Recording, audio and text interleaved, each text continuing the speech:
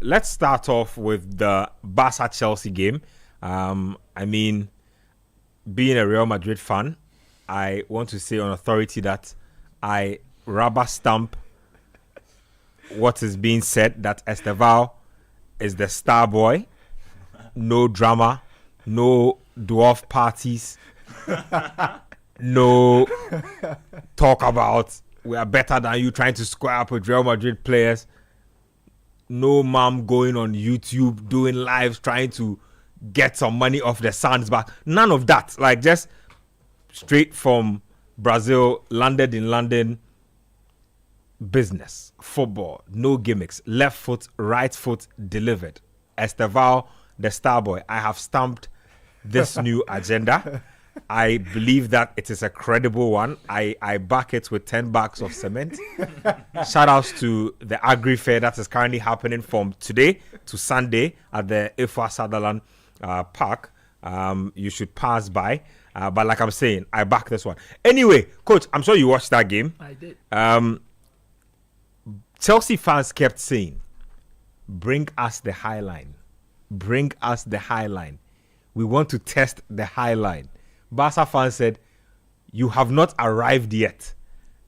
This is not your level yet. We have all seen whose level is where it needs to be and who needs to be picking up their pieces. I am happy because I think that this is the kind of game that can define Chelsea's season, or they can still go back to being inconsistent. But I enjoyed them on the day. I enjoyed the individual performances.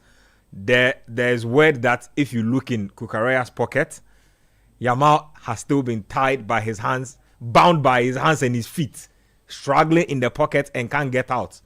We are glad for that. But tell me from a tactical point of view, why Barcelona were in 6s and 7s and didn't seem to have an answer for Chelsea. So Hansi Flick is solely to be blamed for this. It is very clear that going into the game, there were some major injuries in the Barcelona team. And that meant that fluidity that you get to see when Barcelona is playing will not be there.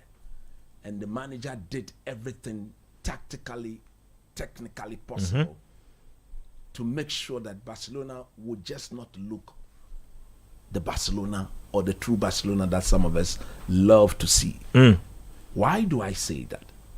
If you are going to a game like this without your best controller in midfield, Pedri, and the fact that you are going to be using Garcia, who in recent times, we all know, has stepped into the position, but is not as controlling as Pedri and De Jong. The De Jong, Pedri, Fermin Lopez combo is not as solid, it's not as dominating as the De Jong, Pedri, Fermin Lopez or Pedri, Omo combo. So this is what I would have done.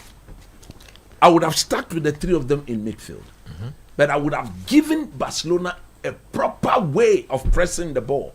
And that would have meant that a 37-year-old player who had just played 2 days ago would not be my trump card going to a game of this nature.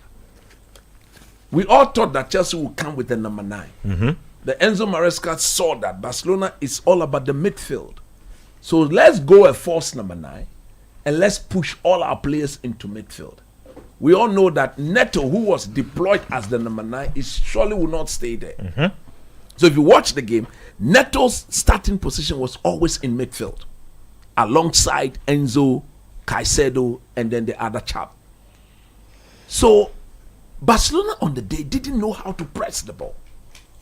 There was nobody to trigger the press properly. And naturally, Lewandowski being the one high up the pitch should have done that. So I would have started Lewandowski on the bench. I would have brought in Fernan Torres to lead the line and play with Marcus Rashford out wide left. Because we know that Rafinha is still not fully fit. So it's not the situation where you can ask Rafinha to start at that tempo of the game. Now you don't do that. Lewandowski never triggered any press. Once he didn't do that, the Chelsea two centre-back were too free for me. And that it allowed them to always pick the pass. You see, from the way Barcelona play, if Lamine Yamal is on the pitch, he will naturally not step into the half of Barcelona to do a defending. This is something I saw to be part of the tiki-taka, even under Pep Guardiola, even under this former Dutch manager, the one Koeman? Frank Rijkaard. Those days, like way back in the when day, Ronaldinho and Eto'o and Co were playing, Ronaldinho never came into the half of Barcelona. Once the ball entered into the half of Barcelona, he stayed behind on the center line. Because what that meant is that anytime Barcelona won the ball off you, he was the immediate outlet. They give it to him, and by the time you guys will recover, Eto'o is on the move, the ball is in the back of it. I think that is the same way they are using Lamine Yamal. So if you're going to do that, without your controller in midfield, your pressing should be spot on. And that is not Lewandowski. No wonder the two parties have agreed that Lewandowski, after this season, is going to leave the team. Because they've clearly seen that he's not the future of the team. He cannot be allowed to play for the team any longer beyond this season.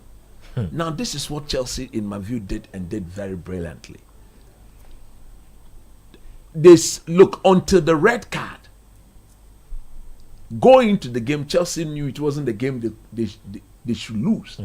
Because having lost to Bayern Munich, and then their last Champions League game away to a team that they were expected to beat, which they struggled to draw, they knew that if they don't take some point off Barcelona, then qualification, that automatic qualification spot, the first 8 will be problematic. So the setup was meant that let's go out there and let's not commit or not. We shouldn't concede the first goal. If we don't concede, and they keep playing the high line, once we get the ball beyond them, they are in big trouble. But look at it. Look, the way the Chelsea people are blowing their trumpet, I think that trumpet only came to the fore after the red card. The red card, without a doubt, had a serious impact on the way the entire second half went. Look at the manner in which Barcelona conceded that first goal. So unfortunate a goal to concede. Because there was no Chelsea player in and around them to put any pressure.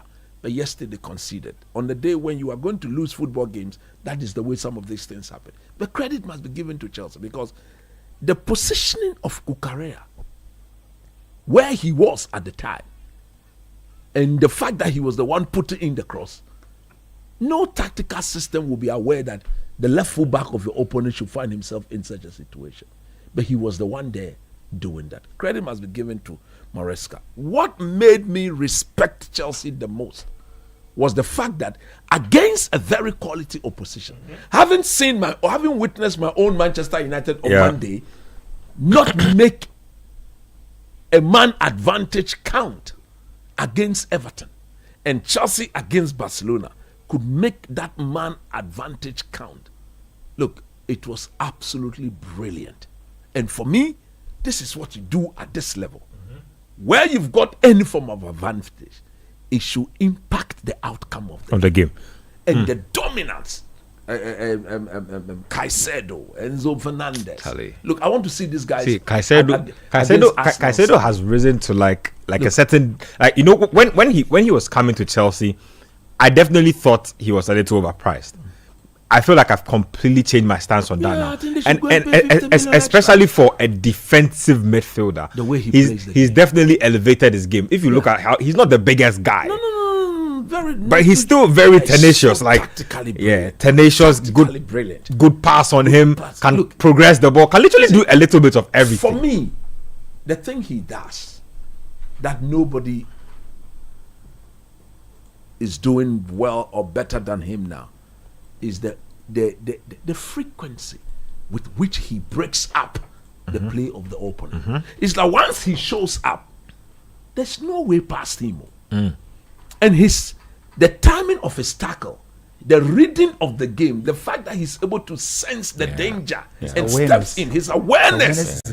When he steps in, is under control. The situation is, no matter how alarming, he steps in and is under control. And like you rightly just said, once he wins the ball, he does not give the ball away. He can do everything. If he needs to dribble his way out of trouble, he can do it. If he can pass, he needs to pass, he can do it. The beauty of his game also is that because he's that deep, but when Chelsea are dominating and he needs to step out of his deeper role into an advanced role to make himself available for the pass, to aid the transition or to aid the dominance and to change the tide of the game, he's always there with brilliance. And I think that is fantastic. So Chelsea on the day deserve to win based on that second half performance. They had the man advantage, they made it count. And then let me just say a little bit about this Estevao. No, but Chelsea fans, a lot of Chelsea fans on YouTube especially disagree with you that the tide turned after the red card. That is what they want to see, because if Fernando, you see, put aside your affiliation to your club, I think Barcelona messed up the best chance in the game in that first half. The Ferran Torres chance. Of course, he scores that. Ferran scores that, and he scores that. The game changed. Chelsea abandons that low block, sort of compact, going to chase the game. It's a completely different ball game. I'm not saying this for them to agree with me. That is the way I saw it. They can have a different look at it. It's up to them. I don't care. Now let me address that Estevao, Yamal, Estevao, star boy Estevao. It's an absolute rubbish. Don't do this. It is an absolute. Don't do this. It is an absolute rubbish. For who is Estevao? He's a bench player at Chelsea. He regularly sits on the bench.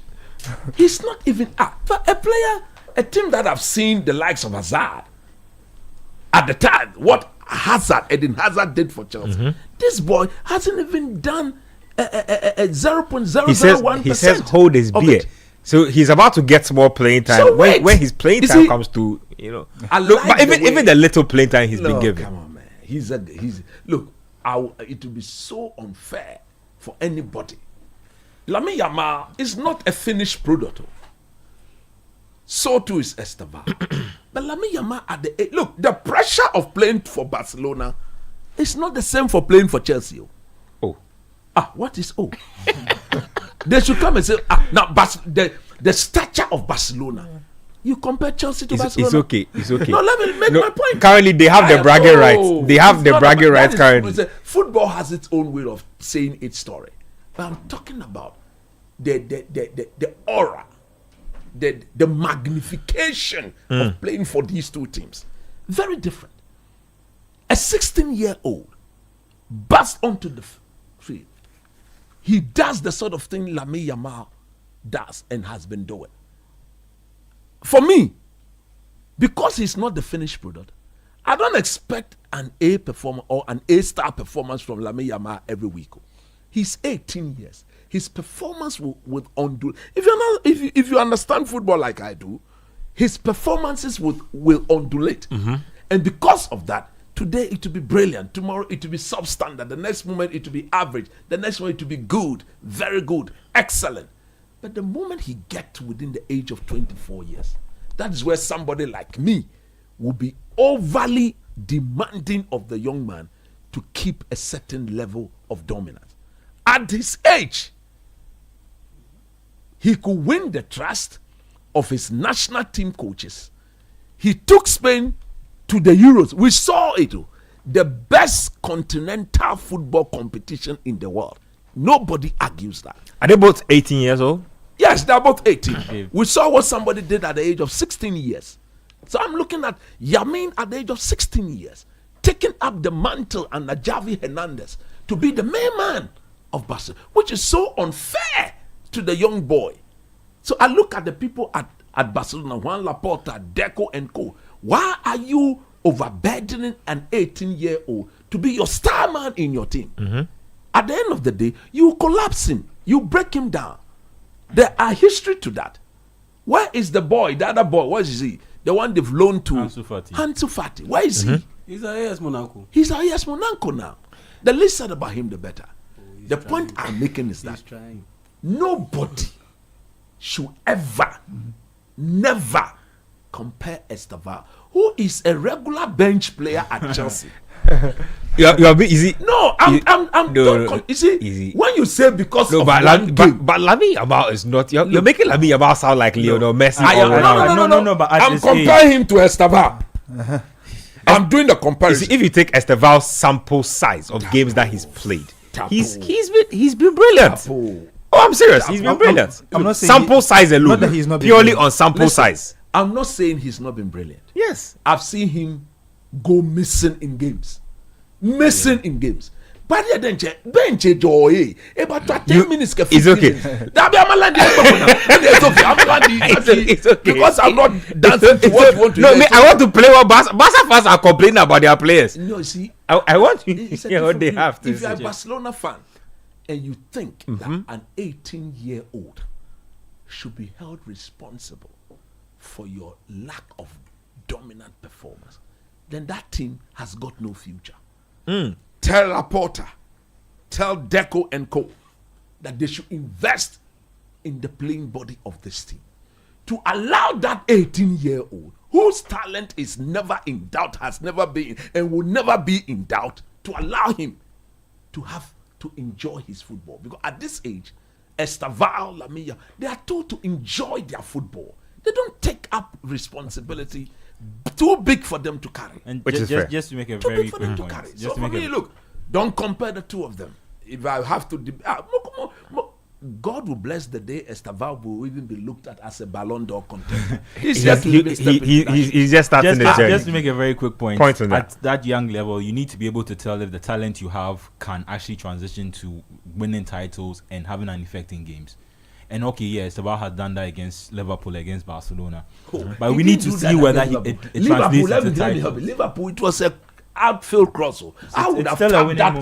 moment. Somebody had to finish the chance. It's still a winning Somebody, moment. I've seen players miss from 3 yards out. From what we are Ferran talking Torres. about, I don't think It's Beto. about I don't Torres. think Beto would have Now scored listen, that. he came to Liverpool. That game against Liverpool, he didn't play. He just came. He was there. My tapped the point ball. is just So about he's- him having winning moments, and it's about him transitioning from Yeah. a young player to an older player who's Yeah. able to make those moments count at the end of the season. For now, he's a talented player. No one will take his talent away. Yamal has been able to bring silverware with his talent, and I don't think Estevao has been able. Like you said, based on the sample size, he hasn't been able to prove that yet. So please give him time to prove that before you start. Anyway, Estevao, if they don't like you, you are my star boy. They can say whatever they like.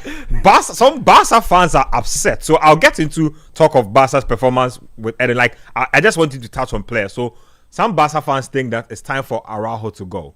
They say he has become a stumbling block in the club's path, especially in big matches.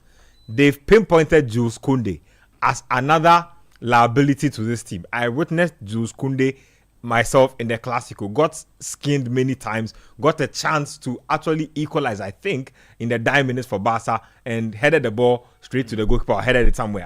I think it was. The guy was really upset. He was really upset. Like, he's a Barca fan. Listen to what he had to say.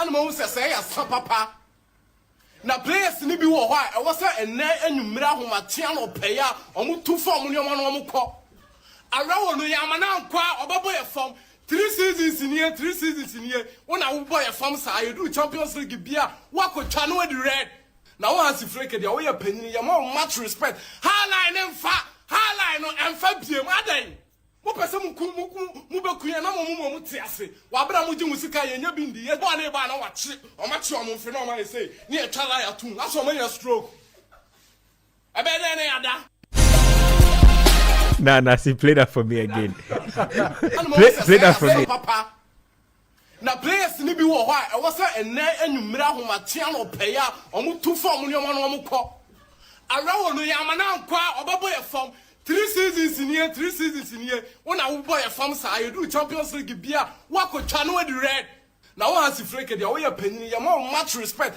highline no emfa biem adan mo pese mu bekuya na mo tiase wa bra mo jimu sika ye nya bindi ye bo na ba na wa chi o ma chi o mo mfe na o ma say ni e twala ya tun aso mo ya stroke e be na ya da. Wow. My goodness. Nah, the guy is upset. Viewers must be informed that we had to cut some aspect of Yeah, the Charlie, there's a part where the guy said a lot. Nah, Charlie, he was really going in on everybody and even insulted his own self. Charlie, he said he cried. He's not correct for supporting Barca. What's his problem? But Adam, quick 3 players, right? First Lamine, second Araujo, and third Koundé. Just snappy explanations on why they've been struggling. Let's start off with Yamal. Yamal, all these things link back to some of the things Coach was saying about the squad not being planned properly. Because if you look through Barcelona's squad, on the left side with their fullback area, there are 2 natural left-sided fullbacks. That's Balde and Gerard Martin. When you come to the right side, Jules Koundé is a centre-back, turned right-back. The next person who plays there is Eric Garcia, who is kind of like the fixer for this season. He plays CM when he's needed there. He plays the new Sergio Roberto. Yeah, he's the new Sergio Roberto. He plays CM when he's needed. He plays DM when he's needed. He plays centre-back when he's needed. He plays right-back when he's needed. So that's the second right-back. Another centre-back who was turned right-back. You won't get those kind of performances from players like that week in, week out. Koundé has done a good job of transitioning to a right back. But when it gets to these levels, the fact that you are not a natural in that position will show. And it will show with the combination of the winger on that side. Because the winger needs his fullback to effect the game properly. Lamine is getting 2-3 times when he receives the ball in Chelsea's half. He will need somebody he can do a lot of interplay with and beat people. Assuming they had somebody like Balde on that on side, our flank, who's also very technically gifted. Balde was freeing Barcelona a lot on the left side. If you noticed, he wasn't getting help from Ferran. But if you notice, Lamine doesn't get any help from there. Then to Araujo is just. I would like it to be a point where I can defend him, but now it's just one too many times, and it's usually on the big stage. So at this point, I'll have to agree with most of the Barcelona fans. The PSG game, Barca won at Parc des Princes, came back to the Camp Nou. It's about 15 minutes into the game. Mbappe is through on goal when he was there. You foul him when you can let him take the chance and see whether the goalkeeper saves it or not. It puts the team under pressure for about 60 minutes throughout the game.